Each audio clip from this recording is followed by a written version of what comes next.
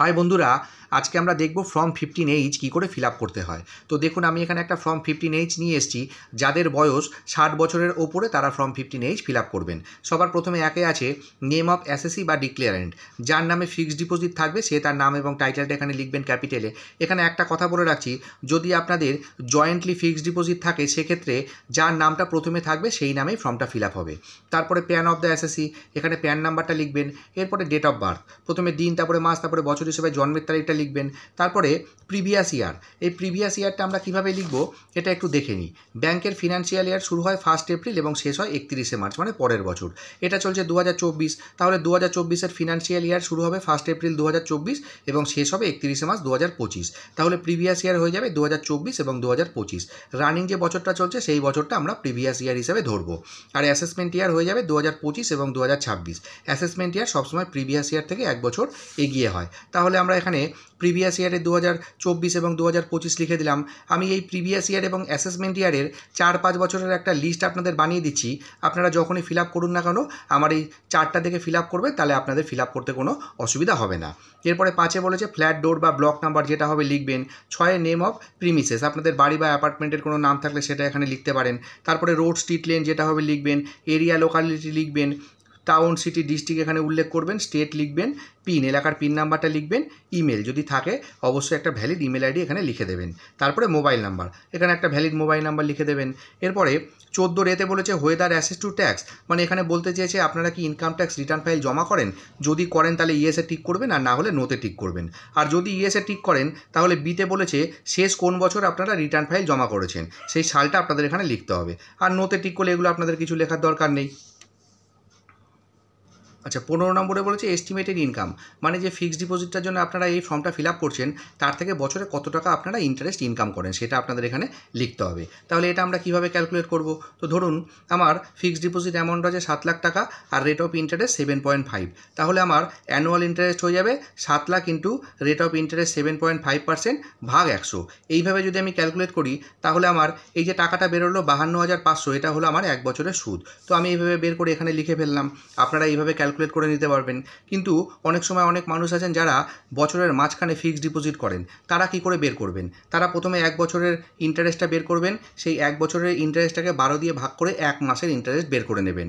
এরপরে ওই 1 মাসের ইন্টারেস্টটাকে যে ক মাস বাকি থাকে সেই কয় মাস দিয়ে গুণ করে আপনারা এই অ্যামাউন্টটা বের করে নেবেন। এরপরে অনেকে আছেন যারা মান্থলি ইন্টারেস্ট পান, তারা মান্থলি ইন্টারেস্টকে 12 দিয়ে গুণ করবেন। যারা কোয়ার্টারলি বা 3 মাসে পান তারা কোয়ার্টারলি ইন্টারেস্ট থেকে 4 দিয়ে গুণ করবেন, এবং যারা হাফ ইয়ারলি বা 6 মাসে পান তারা এই হাফ ইয়ারলি ইন্টারেস্টটাকে 2 দিয়ে গুণ করে আপনারা এই ইন্টারেস্ট অ্যামাউন্টটা বের করে নেবেন। তো এটা হয়ে গেল মোটামুটি আমাদের নর্মাল ইন্টারেস্ট ক্যালকুলেশন। কিন্তু ফিক্সড ডিপোজিটের ইন্টারেস্ট যদি চক্রবৃদ্ধি হারে হয় তাহলে আমরা কিভাবে বের করব? তো প্রথম বছর সেম করব, fixed deposit amount into rate of interest ভাগ 100। এইভাবে করলে আপনাদের বেরিয়ে গেল। এরপরে দ্বিতীয় বছরে ফিক্সড ডিপোজিট অ্যামাউন্ট প্লাস প্রথম বছর যে ইন্টারেস্টটা পেয়েছি সেই ইন্টারেস্টটা যোগ করে যে টোটাল অ্যামাউন্টটা হবে তাকে আমরা রেট অফ ইন্টারেস্ট দিয়ে গুণ করব, গুণ করে 100 দিয়ে ভাগ করলে আমাদের অ্যামাউন্টটা বেরিয়ে যাবে। তো আপনারা এইভাবে ক্যালকুলেট করবেন। এর পরের বছরগুলো আপনারা সেম একইভাবে করে নিতে পারবেন। এরপরে 16 নম্বরে বলেছে এস্টিমেটেড টোটাল ইনকাম, মানে এখানে বলতে চেয়েছে এই বছরে আপনারা মোটামুটি কত টাকা ইনকাম করবেন, আর যে টাকাটা ইনকাম করবেন তার সঙ্গে অবশ্যই এই অ্যামাউন্টটা যোগ করবেন, কারণ এটাও তো আপনাদের একটা ইনকাম, ইন্টারেস্ট ইনকাম। তাহলে এটা আমরা কীভাবে ক্যালকুলেট করব? তো ধরুন এবছরে আমি স্যালারি বা পেনশন বা বিজনেস থেকে মোটামুটি 1,80,000 টাকা ইনকাম করব, এবং আদার্স ইনকাম ধরুন এফডি বা আরডি থেকে আরও 30,000 টাকা ইনকাম করব। তো আমার হয়ে গেল 2,10,000 টাকা। এরপরে ফিক্সড ডিপোজিট থেকে যে ইন্টারেস্টটা পেয়েছি 52,500, এটা এর সাথে যোগ করে আমার টোটাল হয়ে গেল 2,62,500। তো আমি এইভাবে ক্যালকুলেট করে এখানে একটা মোটামুটি ইনকাম লিখে দিলাম 2,62,500। আপনারা এইভাবেও এটাকে ক্যালকুলেট করে লিখতে পারবেন। আচ্ছা, 17 নম্বরে বলেছে আপনারা এই ফর্ম 15H ছাড়া আরও অন্য কোনো ব্যাঙ্কে বা পোস্ট অফিসে কি ফর্ম 15H জমা করেছেন? যদি করে থাকেন তাহলে তার সংখ্যাটা এখানে লিখবেন এবং তার থেকে যে ইন্টারেস্ট পেয়েছেন সেটা এখানে লিখতে হবে। যদি একটা করে থাকেন তাহলে 1 লিখবেন, একটার ইন্টারেস্ট এখানে লিখে দেবেন। যদি দুটো করে থাকে তাহলে 2 লিখবেন, আর দুটোর থেকে যে ইন্টারেস্ট পেয়েছেন সেই দুটো প্লাস করে যে অ্যামাউন্ট হবে তখন সেটা আপনাদের এখানে লিখতে হবে। আর যদি একটাও না করে থাকেন তাহলে এগুলো ব্ল্যাঙ্ক ছেড়ে দেবেন। এরপরে 18 নম্বরে বলেছে detail of income for which the declaration is field, যে ফিক্সড ডিপোজিটটার জন্য আপনারা এই ফর্মটা ফিল ফিল আপ করছেন তার ডিটেলটা এখানে লিখতে হবে। সবার প্রথমে সিরিয়াল নাম্বার 1, এরপরে আইডেন্টিফিকেশান নাম্বার। প্রত্যেকটা ফিক্সড ডিপোজিটের অ্যাকাউন্ট নাম্বার থাকে, সেটা আপনারা সার্টিফিকেটে পেয়ে যাবেন, সেখান থেকে দেখে এখানে লিখবেন। তারপরে nature of income, interest section 194A, এরপরে অ্যামাউন্ট অফ ইনকাম, বছরে যে ইন্টারেস্টটা পাচ্ছেন সেই অ্যামাউন্টটা এখানে লিখে দেবেন। এখানে একটা কথা বলছি, যেহেতু আমি একটা সার্টিফিকেট হিসেবে দেখাচ্ছি তাই এখানে যে অ্যামাউন্টটা লিখেছি এখানেও সেম অ্যামাউন্ট লিখেছি।